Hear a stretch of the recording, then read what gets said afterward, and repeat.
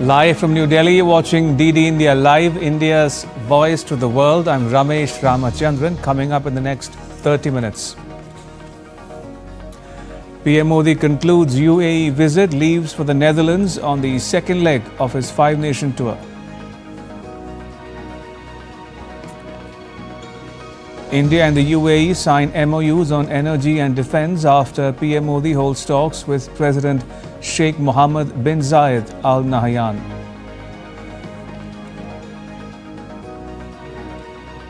Prime Minister Modi condemns attacks on the UAE, says India stands shoulder to shoulder with it in every situation.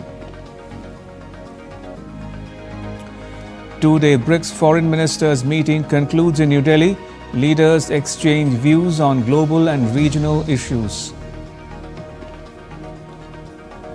And US President Trump ends China visit amid differences over Iran and Taiwan.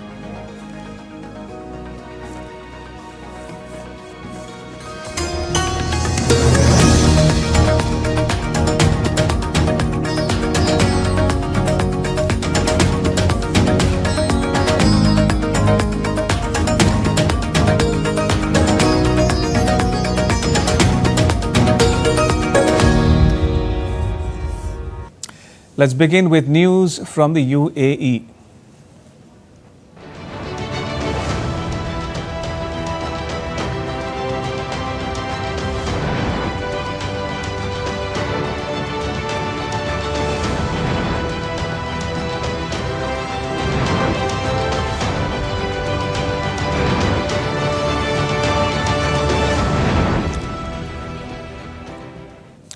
Prime Minister Narendra Modi's visit to the UAE has marked a major boost in India's ties with the Emirates, with both countries signing key agreements in defense, energy and infrastructure.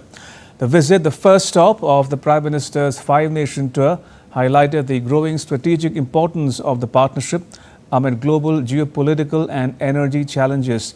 From long-term LPG supplies to a new defense framework agreement, the outcomes are expected to strengthen India's energy security and economic growth. Here's more. Prime Minister Narendra Modi's brief but high-impact visit to Abu Dhabi on Friday has delivered substantial gains for India-UAE ties, underscoring the deepening strategic partnership amid global energy challenges. This marks the first leg of PM Modi's six-day, five-nation tour from May 15th to 20th. Which also includes the Netherlands, Sweden, Norway and Italy, with a strong focus on energy security, trade, technology and defense cooperation. Upon entering UAE airspace, PM Modi's aircraft was escorted by UAE F-16 fighter jets, reflecting the warmth and strategic importance of the visit. He received a warm reception and guard of honor in Abu Dhabi before holding substantive delegation-level talks with UAE President Sheikh Mohammed bin Zayed Al Nahyan. The leaders signed a landmark framework for strategic defense partnership, an MOU on strategic petroleum reserves, a long-term agreement for LPG supplies, and an MOU for establishing a ship repair cluster at Vadinar in Gujarat. Investments worth $5 billion were also announced in Indian infrastructure, RBL Bank, and Samman Capital. These pacts aim to deepen cooperation in defense industrial collaboration, advanced technologies, counter-terrorism, energy security, and economic development. The visit builds on the momentum for UAE President Sheikh Mohammed bin Zayed Al Nahyan's official visit to India in January 2026, during which a letter of intent for the strategic defense partnership was signed, elevating ties in trade, investment, AI, and renewable energy. PM Modi underlined the ever-growing cooperation between the two nations and said that the current situation, the importance of strategic cooperation has vastly increased. Prime Minister Narendra Modi's visit reflects the warmth and priority both nations attach to the relationship. Officials described the meetings as highly productive, covering bilateral, regional, and international issues. The outcomes are expected to enhance India's energy resilience, defense capabilities, and economic growth while further elevating people to people and commercial ties. With inputs from Siddharth Bharadwaj from Abu Dhabi, Antra Sinha for DD India. So Prime Minister Modi has concluded his visit to the United Arab Emirates and has now departed for the Netherlands, the second leg of his five-nation tour. Taking to social media platform X, he wrote, and I quote him here, "Concluding a short but highly productive visit to the UAE, held extensive discussions with my brother, His Highness Sheikh Mohammed bin Zayed Al Nahyan, on ways to further deepen the India-UAE comprehensive strategic partnership.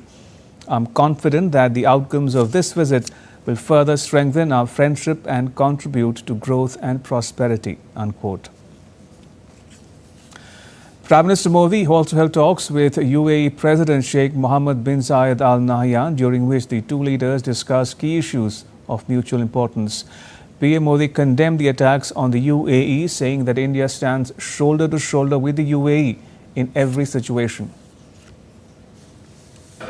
Bharat हर परिस्थिति में UAE के साथ कंधे से कंधा मिलाकर खड़ा है और आगे भी खड़ा रहेगा। जल्द से जल्द शांति और स्थिरता की बहाली के लिए भारत हर संभव सहयोग देने के लिए तैयार है। PM Modi extended his heartfelt gratitude to UAE President for taking comprehensive strategic partnership between the two countries to a new height. आज जिस तरह की परिस्थिति है, इसमें भारत और यूएई की स्ट्रेटेजिक साझेदारी, इसका महत्व कई गुना बढ़ गया। हम आने वाले समय में हर क्षेत्र में साथ मिलकर के आगे बढ़ते रहेंगे। एक बार फिर आपके आत्मीयता भरे स्वागत और गहरी मित्रता के लिए मैं हृदय से आपका बहुत बहुत आभार व्यक्त करता हूं। Right, moving on, as New Delhi hosted BRICS Foreign Ministers meeting, delegates shared views on global and regional issues of mutual interest. On the second day of the meeting on Friday, BRICS member states and partner countries participated in the session on reforms of global governance and multilateral system. The meeting was themed BRICS at 20, Building for Resilience, Innovation, Cooperation and Sustainability. On the sidelines of the BRICS meeting, Minister Jaishankar held a series of bilateral meetings with leaders from Iran, Malaysia, Uganda and Cuba, among others, focusing on strengthening diplomatic ties, boosting cooperation and discussing key regional and global developments.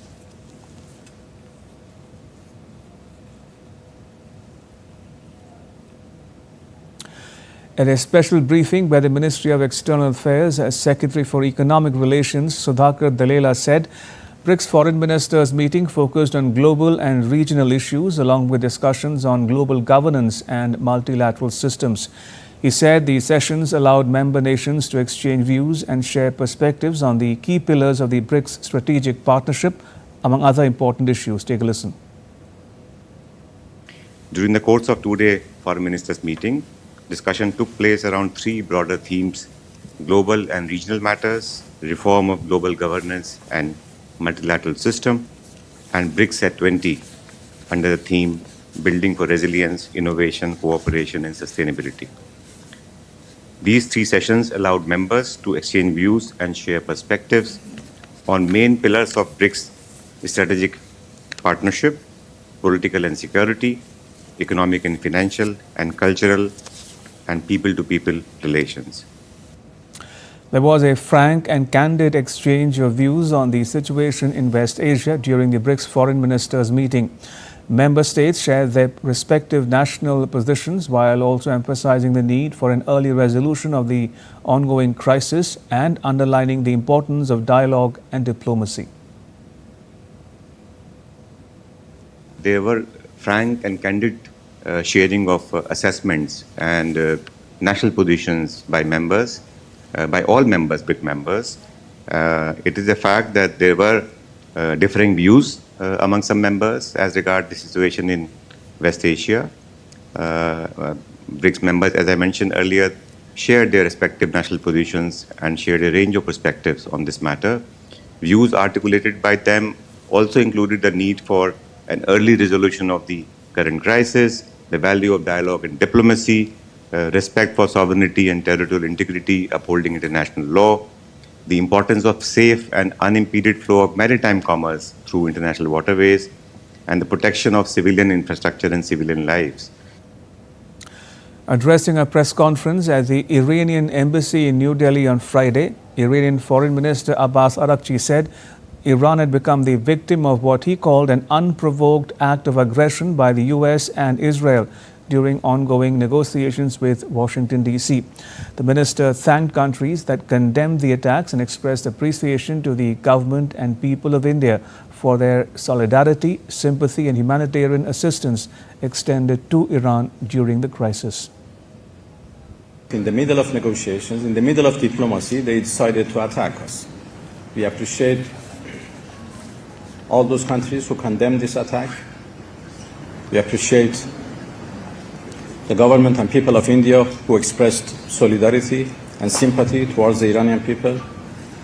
And we appreciate the humanitarian assistance provided to us by the Indian government as a sign of solidarity.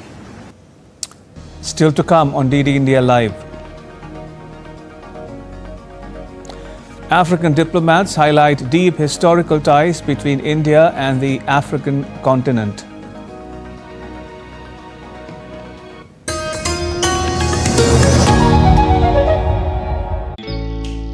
Jharkhand will mesmerize you with majestic nature, rich heritage and colorful culture. Johar. Johar. It fits perfectly. Thank you. Full workout हो गया. Ready?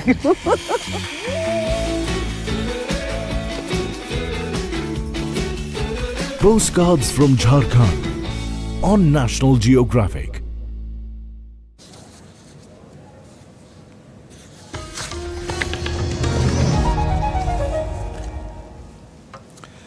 Welcome back. You're watching DD India Live. I'm Ramesh Ramachandran. US President Donald Trump departed Beijing on Friday after concluding a two-day summit with China's President Xi Jinping, marking the first visit by a US president to China since 2017. Analysts say President Trump was expected to urge Beijing to encourage Iran towards a deal with Washington, D.C., though experts believe that China is unlikely to pressure Tehran given its strategic ties with that country.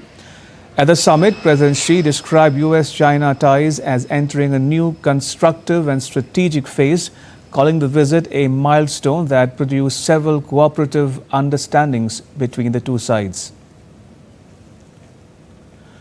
In a rare gesture, President Xi gave President Trump a private tour of the compound's inner grounds, including the famous Lian Libai cypress trees, whose trunks have grown together. During the visit, President Trump remarked on the age of the trees and asked President Xi whether other foreign leaders were also received there. President Trump has indicated openness to a deal where Iran suspends its nuclear program for 20 years, provided it is a real and enforceable commitment.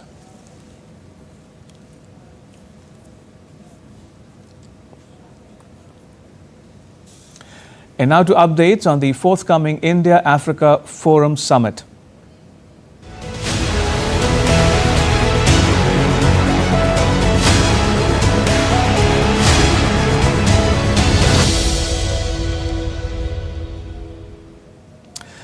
Ahead of the India-Africa Forum Summit, African diplomats highlighted the deep historical ties between India and the African continent, stressing the importance of stronger cooperation in trade, technology, development and diplomacy amid changing global dynamics.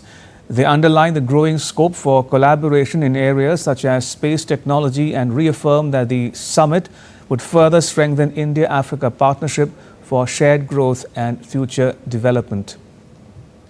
This is a very important forum coming at a time when there's a lot of realignments and disruptions across the world order as we knew it. Africa and India, they have got a lot of historical things that tie them together. And these historical things, right from the fight of independence, trade even during before pre-colonial days, form a very good foundation in terms of building the future together. The use of space is in the heart of our life, daily life. It affects us in agriculture, it affects us in climate change, it affects us in so many ways. So I think with the advanced technology that India has been able to develop, it can extend its cooperation with the Indian countries. But many also other countries, including Morocco, have developed a very ambitious space technology. We lost our completely indigenous satellite in 2001, that is 25 years ago.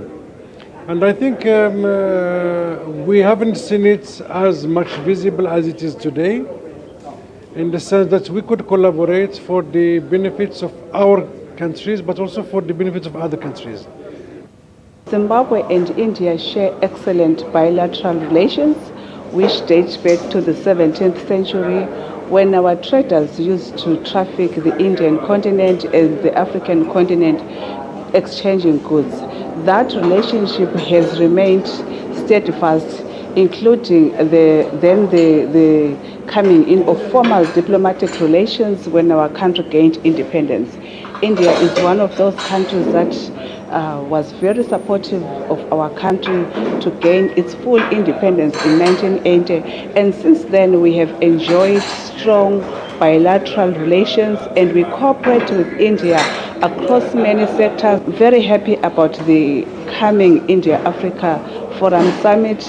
I believe that will be an opportunity for India and Africa once again to strengthen the partnership. Right, moving on, Indian naval ship INS Sunena, deployed as IOS Sagar with a multinational crew from 16 countries, reached Colombo on Friday morning local time as part of India's Regional Maritime Cooperation Initiative. The vessel is on the second edition of its Indian Ocean deployment, aimed at strengthening ties among partner countries.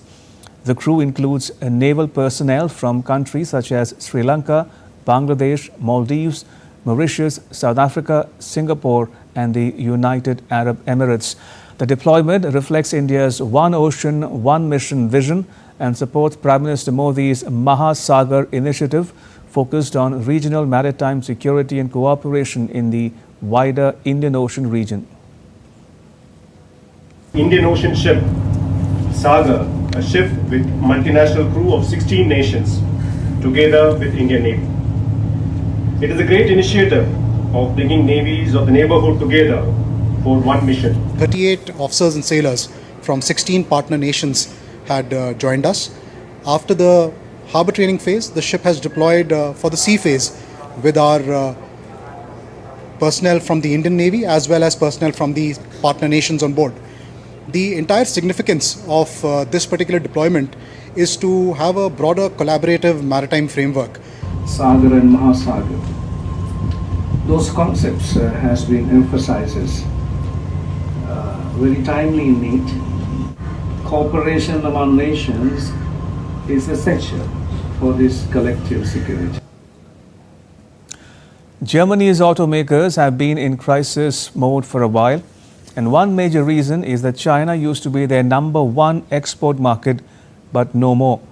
To make matters worse, Chinese firms are moving into the European market like e-mobility startup XPeng. Lars Holter is with Deutsche Welle and he joins us from Berlin. Lars, what can you tell us? Indeed, what a tidal change we've seen over the past few years. German automakers were ruling the Chinese market for years. In fact, some of them made most of their profits there, including the luxury car makers. But China has developed its own auto industry. They went all in on electric mobility. And of course, they had an entirely different understanding of how to build a car, implementing latest technology, all the way to social media components and such.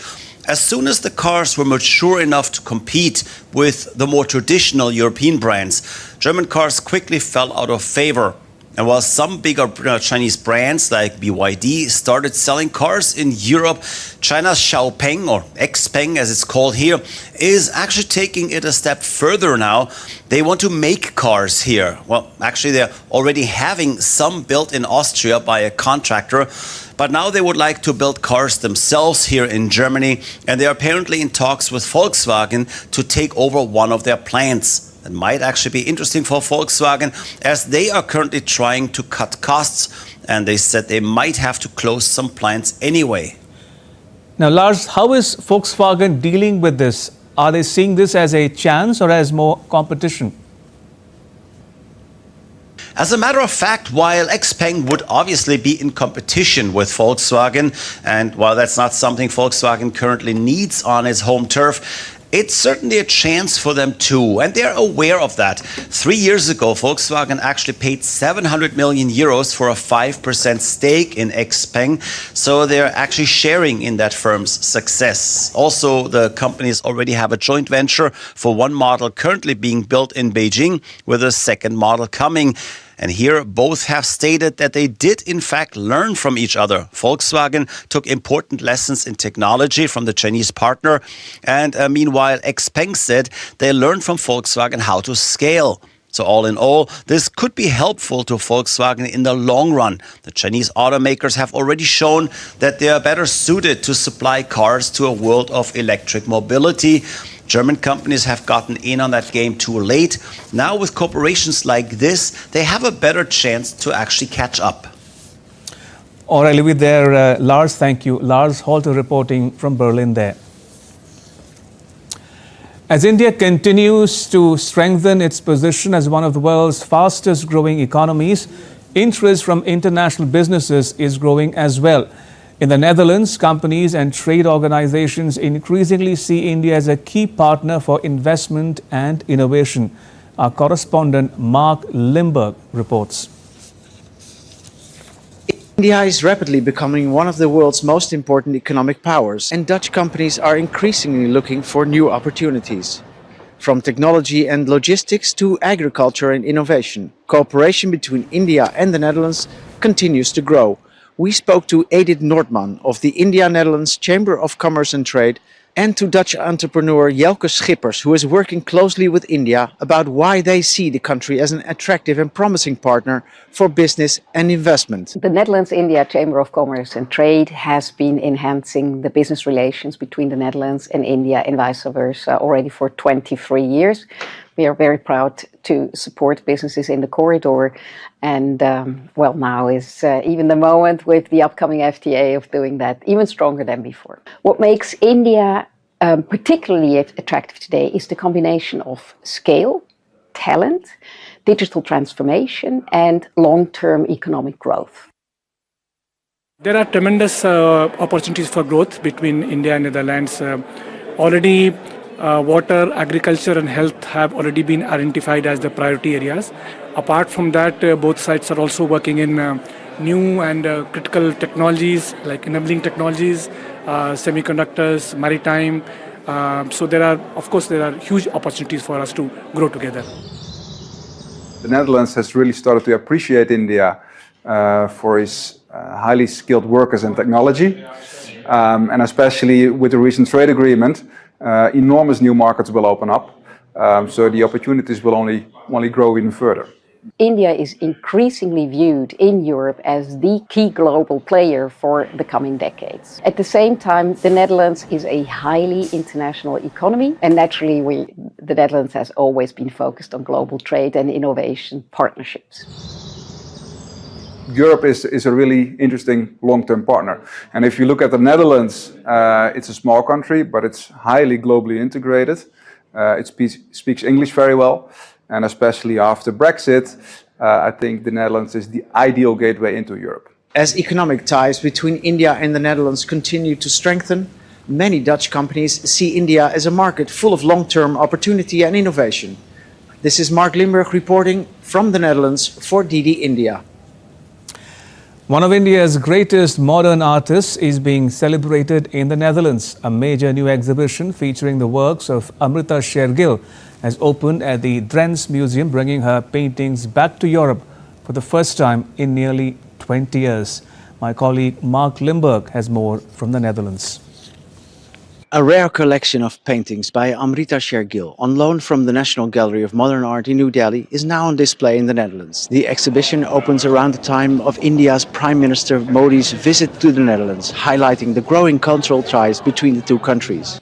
As we stand here today, I must also mention that for me this is a day of great delight, because this exhibition comes at a very important occasion, very important moment, and which is that my Prime Minister is going to come to Netherlands, and therefore this exhibition truly sets the stage actually for welcoming my leader into India and for creating this ambience, this environment, and this great connection between the peoples of two countries, the cultural connections and other bonds that join Indians and the Dutch people in this shared bonds of friendship and shared bonds of our mutual understanding. Shergill is widely regarded as the founder of modern Indian art and remains a cultural icon in India today.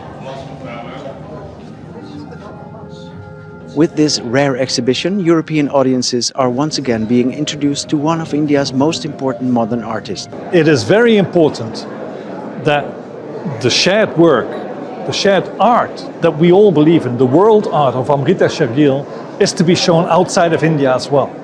The reason that is so important is for the simple fact it is cultural heritage. And you know what? The cultural heritage of India is of a superb quality, as we can see here with the works of Amrita Shergill. So the reason that we have to show it, is show the world the beauty also in the 20th century that India has to offer. And that is the work of Amrita Shergill. Such a power lady, such beautiful work. A painter whose work continues to connect cultures across continents. This is Mark Limburg reporting from the Netherlands for DD India. And with that, it's a wrap on DD India Live. You can get the latest news on our mobile app on both Android and iOS platforms. Scan the QR code to download it. And we'll be back with more news as it breaks. I'm Ramesh Ramachandran. From all of us here in New Delhi, thanks for watching DD India Live.